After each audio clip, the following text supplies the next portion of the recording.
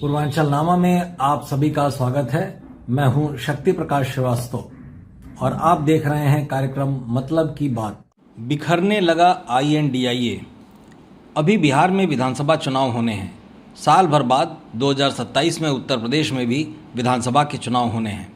ऐसे समय में जब बीजेपी जैसी सशक्त पार्टी को चुनाव में चुनौती देने के लिए आपस के सारे मतभेद भुलाकर विपक्ष के सियासी दलों को संगठित होना चाहिए, संगठित होने की बजाय ये गठबंधन के घटक दल अभी से अलग होने की तैयारी में हैं।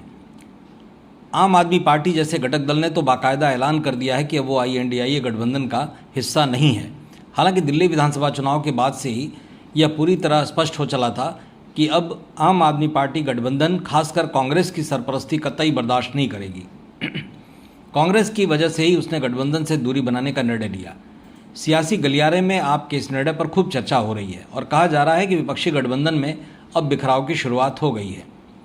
याद करिए, जब INDIA यानी Indian national developmental inclusive alliance गठबंधन अस्तित्व में आया था, उस समय बड़े उत्साह से गठबंधन के घटक दलों ने पूरे देश में बीजेपी को सत्ता से बाहर करने का संकल्प लिया था।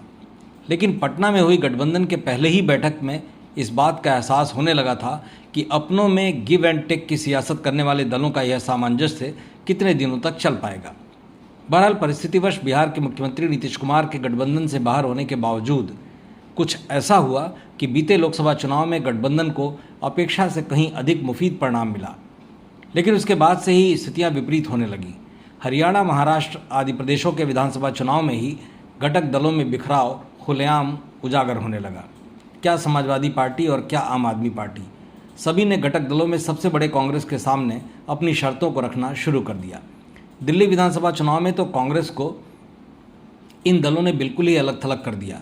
नतीजतन वहां कांग्रेस और आम आदमी पार्टी के अलग अलग चुनाव लड़ने की वजह से दोनों की ही लुटिया डूब गई।